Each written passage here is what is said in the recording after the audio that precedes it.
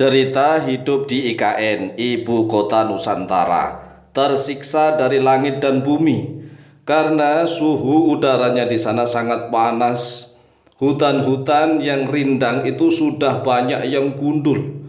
Sulit sekali menemukan hutan-hutan yang rindang yang rimbun.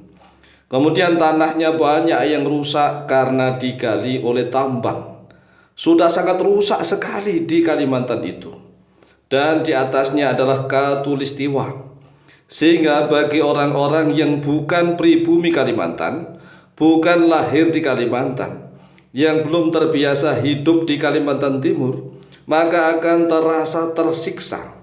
Terutama penduduk yang sudah terbiasa hidup di daerah-daerah dingin.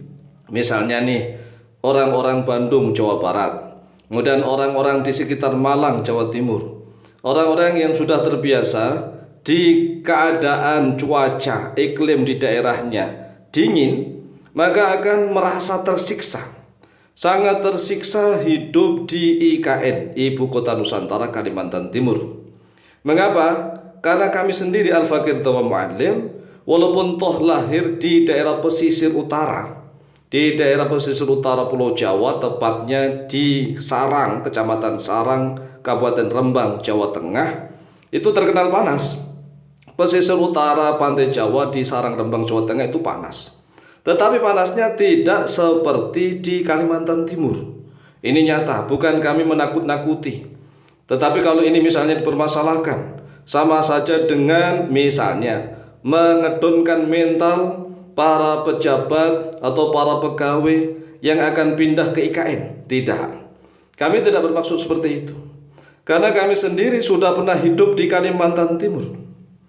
Kami Al-Fakir Tawa Mu'allim yang pernah hidup menetap di Kota Puntang, Kalimantan Timur selama kurang lebih 15 tahun. Nah, 15 tahun ini enggak sedikit loh ya.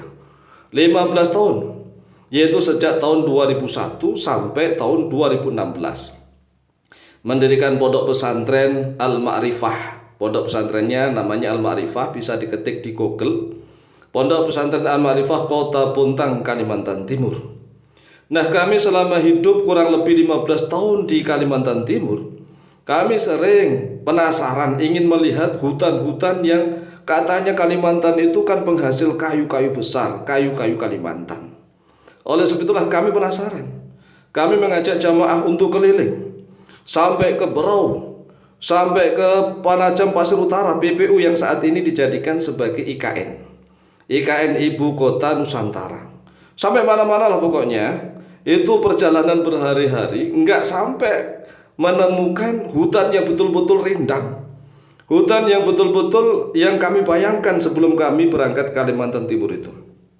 Karena saat kami sebelum berangkat ke Kalimantan Timur itu bayangan kami nih, wih Kalimantan, nanti hutannya besar-besar, pohonnya besar-besar, rindang di mana-mana, sejuk begitu bayangan kami sebelum berangkat ke Kalimantan Timur tahun 2001, awal 2001.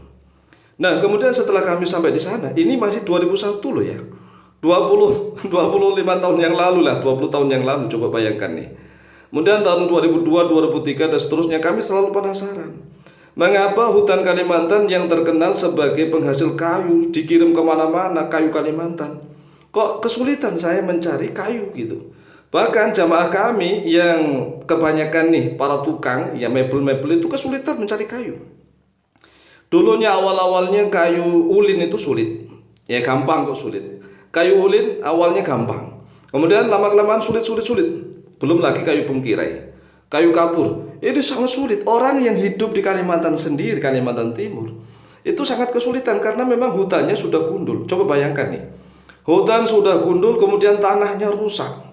Tanahnya itu rusak, digeruk oleh berbagai macam perusahaan tambang. Wes pokoknya rusak lah.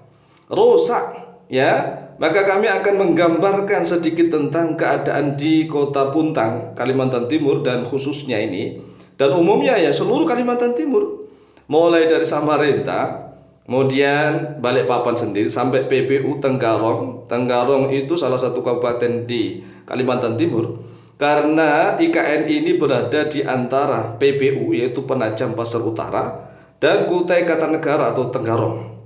Ini sama, kondisinya sama. Kita sudah keliling-keliling ya, bukan di tempat Buntang saja.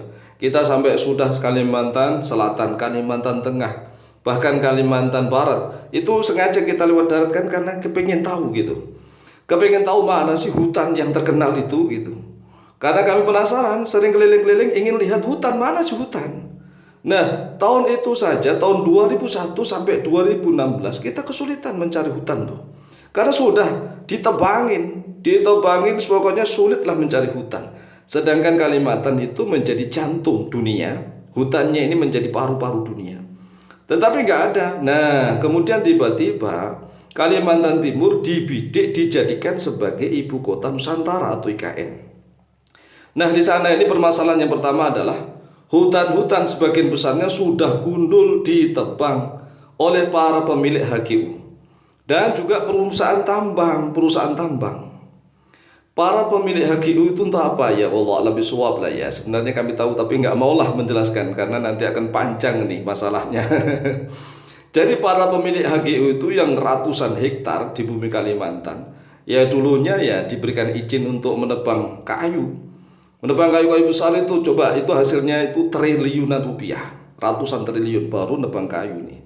Kemudian setelah nebang kayu akan dijadikan karet, kemudian dijadikan sebagai kelapa sawit dan seterusnya.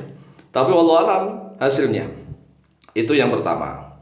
Kemudian yang kedua, bumi panas, buminya itu panas. Mengapa? Karena di bawah tanah terdapat batu bara.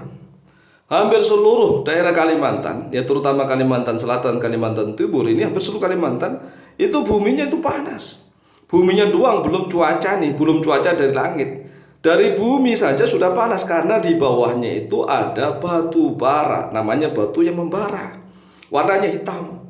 Jadi buminya panas. Dan kalau kami di Buntang itu masih agak mending ya, agak mending itu, agak sejuk sedikit lah. Tapi kalau sudah ke Sangatta, Kutai Timur nih, Kutim, itu panas yang luar biasa. Apalagi di daerah-daerah dekat tambang, wis luar biasa ya. Bagi orang yang misalnya nih sudah terbiasa lahir dan hidup di daerah-daerah dingin, maka kalau pindah ke sana pasti kaget tuh.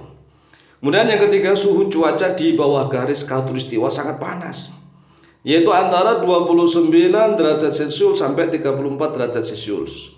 Namun terasa sangat panas. Mengapa? Karena ditambah panas batu bara dari bawah tanah. Jadi dari khatulistiwanya sudah panas 29, itu rasanya 34. Ya karena ditambah terik matahari yang sangat menyengat khatulistiwa ini, dan ditambah lagi buminya yang sangat panas. Wis pokoknya tersiksa, kepanasan hidup di sana. Demikian sekilas informasi dari kami, semoga manfaat dan barokah. Lebih kurangnya mohon maaf. Wallahu taala a'lam bishawab.